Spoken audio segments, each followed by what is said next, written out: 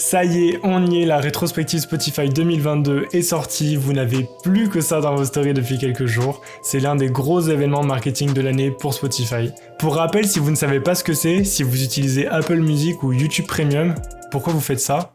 La rétrospective est une campagne annuelle lancée depuis 2016 par Spotify où chaque utilisateur peut trouver des statistiques sur l'utilisation de son application, comme le temps total d'écoute, son artiste préféré ou bien le nombre de morceaux écoutés dans l'année. Spotify nous sert toutes ces statistiques sur un fond musical personnalisé, mais ce qui va nous intéresser ici, c'est qu'elles sont aussi accompagnées d'un système de design unique et qui va généralement casser les codes en place à l'époque de sa sortie.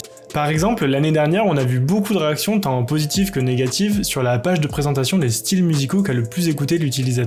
Et notamment dans la manière dont les polices ont été compressées de manière assez extrême, ce qui va les rendre presque illisibles. Sachant que le même texte était recopié juste à côté de manière tout à fait lisible, j'avais assez aimé cette manière d'utiliser un texte non plus en tant que texte justement, mais en tant que forme. Mais je peux comprendre que cet exemple de design ne plaise pas à tout le monde et encore moins sur une plateforme aussi grand public que Spotify. Faut penser que c'est un choix assez osé, mais je trouve ça au contraire plutôt logique pour une plateforme très centrée sur l'audio, de proposer un contenu visuel travaillé pour venir compléter toutes les musiques qu'elle propose et venir marquer encore un peu plus les esprits. Si le sujet vous intéresse, sachez que Spotify est vraiment investi dans ce domaine-là avec un site internet et un compte Instagram dédié au design. On y trouve des articles sur la manière dont les designers travaillent en interne, et pour les plus motivés d'entre vous, il y a même des offres d'emploi. Et encore une fois, je trouve la rétrospective de 2022 super intéressante en termes de design, avec des choix plutôt inattendus pour le coup. Pour que ce soit plus clair pour ceux qui ne l'ont pas encore vu, je vais vous montrer quelques images de ma rétrospective. Alors on voit qu'il y a un énorme travail sur les couleurs et les formes qui sont animées.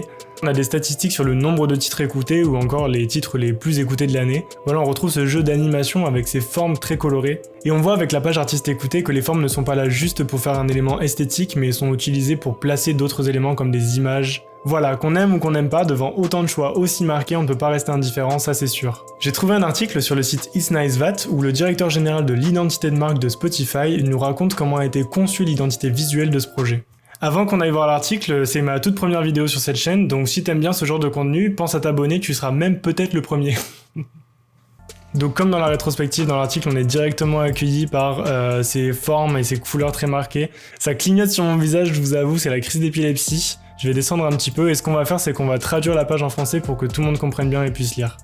Ici, on voit une petite animation qui nous montre comment les formes qu'on a vues dans l'application ont été créées. On voit en fait que c'est plutôt un assemblage de plusieurs formes et de patterns qui sont colorés et mis les uns par-dessus les autres, pour ensuite créer ces motifs assez complexes. Et juste en dessous, on voit qu'ils ont appelé ces formes des monogrammes et qu'ils sont vraiment la base de l'identité visuelle de cette année. Ici, on apprend que toutes ces formes et ces couleurs très variées représentent en fait l'individualité, c'est-à-dire l'unicité de chacun d'entre nous, mais ça va aussi représenter la manière dont on va consommer du contenu audio aujourd'hui. Il nous explique que les habitudes des utilisateurs ne se dirigent plus vers un seul style de musique par personne, mais au contraire on peut écouter du pop le matin, puis écouter un podcast qui va parler de meurtre, du rock à la salle de sport, et puis rentrer chez soi et écouter du jazz en cuisinant. Et tous ces monogrammes vont un peu représenter la pluralité de toutes ces écoutes. Ce qui est sympa dans ce genre d'article, c'est qu'on peut aussi découvrir la manière dont ont été faits les différents éléments de design techniquement. Ici on peut voir que les monogrammes ont tous été conçus sur la base d'une grille 16x16, ce qui va les rendre cohérents entre eux malgré des différences visuelles très marquées, tant au niveau des formes que des couleurs.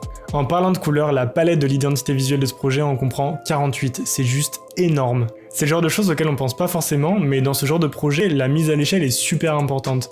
Parce que pour Spotify, il faut aussi penser que ça va être décliné sur une application de téléphone, mais aussi dans des panneaux de plusieurs mètres de long dans le métro par exemple. Pour finir sur cet article, il nous parle aussi de la quantité de travail qu'il y a à fournir pour un projet de cette envergure. L'identité visuelle peut paraître assez simple aux premiers abords, mais il nous raconte qu'ils ont commencé le travail au printemps dernier, ce qui fait à peu près 6 mois de travail, et ça uniquement pour l'identité visuelle. Je parle pas des parties de développement, de traitement des données qui elles sont faites par une autre équipe que les designers bien entendu. Ça y est, vous savez tout sur l'identité visuelle de la dernière rétrospective Spotify. Perso, c'est un événement que j'attends avec impatience et j'ai hâte d'avoir vos avis sur cette dernière fournée, donc dites-moi tout ça en commentaire. Et en attendant de vous lire, moi je vous dis à la prochaine vidéo.